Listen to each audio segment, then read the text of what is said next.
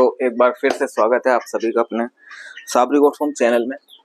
बकरी के इलाज से रिलेटेड, प्रेग्नेंट बकरी से रिलेटेड कुछ बातें बताई जाएंगी। ठीक है, तो आज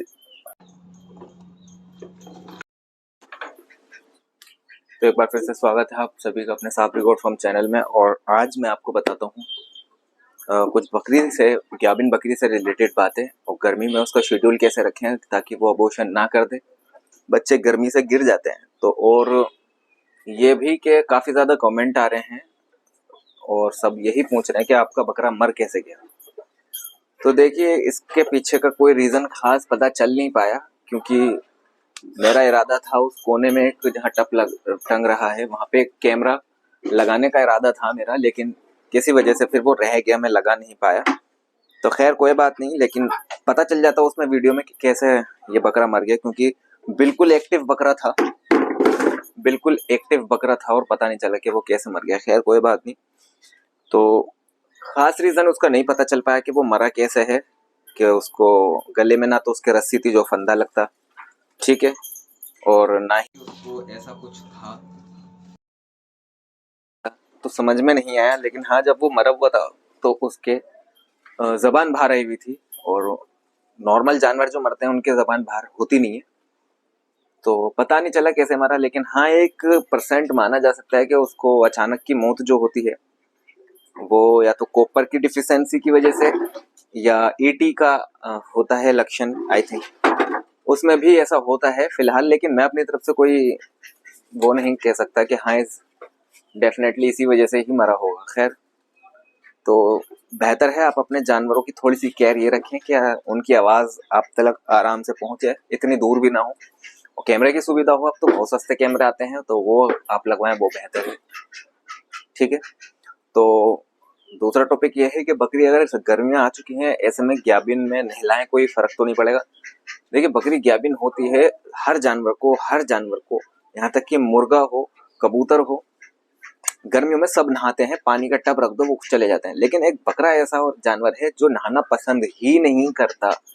आप कहेंगे कि मैं अपने जानवर को तो पाइप से नहलाता हूँ, पानी से वो नहाते हैं। देखिए, वो अलग चीज है, आपने उनको ट्रेंड कर दिया है तो वो उस तरह से वो नहाना पसंद करेंगे। लेकिन मसला ये है कि जो और लोगों के पास जानवर है वो पानी डालते ही भागते हैं, बारिश में होते ही भागते हैं। तो ऐसे में क्या करना चाहिए? ऐसे में आपको कुछ नहीं करना। जानवरों को, अगर बकरा है बकरी है, सभी को आपको दिन में नहलाना है।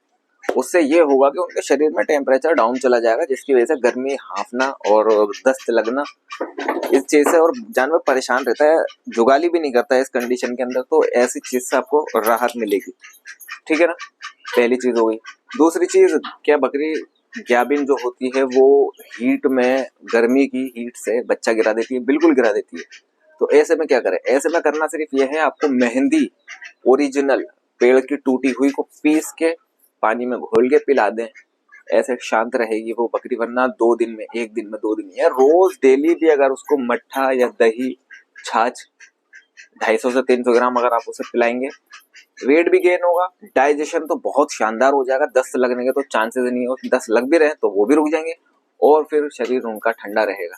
देखिए, मैं ठंडे, मेरे कुछ वीडियो जो आ रही है वो काफी इस टाइम से इसलिए आ रही है, पेट को ठंडा करने के लिए, क्योंकि अचानक की गर्मी बनी है ये धीरे धीरे नहीं बनी।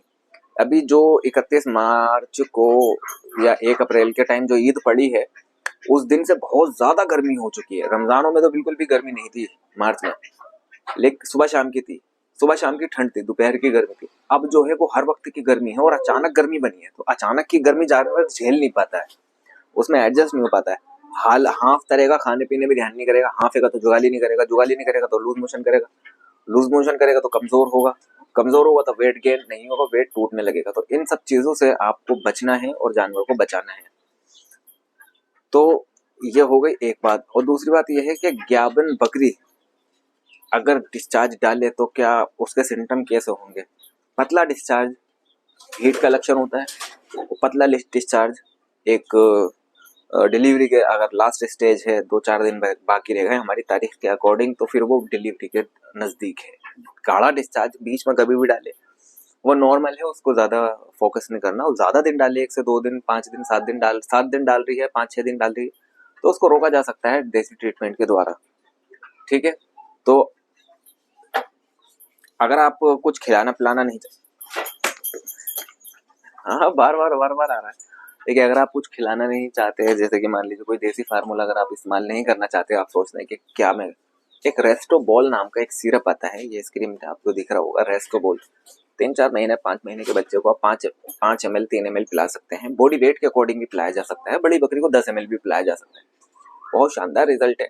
और इसमें जानवर जो लोगों के हाफ के मर रहे हैं, वेट गेनिंग पे चल रहे हैं, भराई करा रहे हैं, तो हाफ के मर जाते हैं। तो इन चीज़ों से आपको बचाने के लिए रेस्टोबोल ही इस्तेमाल करना पड़ेगा, वो बेहतर है। इंजेक्शन ऐसे आते हैं जानवर मरने की कंडीशन पे होता है, हाफ रहा है बुरी तरीके से, तो आप क्या कर रहे हैं? तो ऐसे इंजेक्शन होते हैं जो उनको लगाए जा सकते हैं। अच्छा देखिए, मरने की कंडीशन पे हो, फिर आप सोचेंगे कि मैं अगर मरने की कंडीशन पे इसके मांस के अंदर अगर इंजेक्शन लगा दूंगा तो फिर ऐसा ना हो कि इसका मांस ही इस्तेमाल करने लायक ना रहे, मरना वैसे भी है और मैंने इंजेक्शन लगा दिया और मांस में लग गया।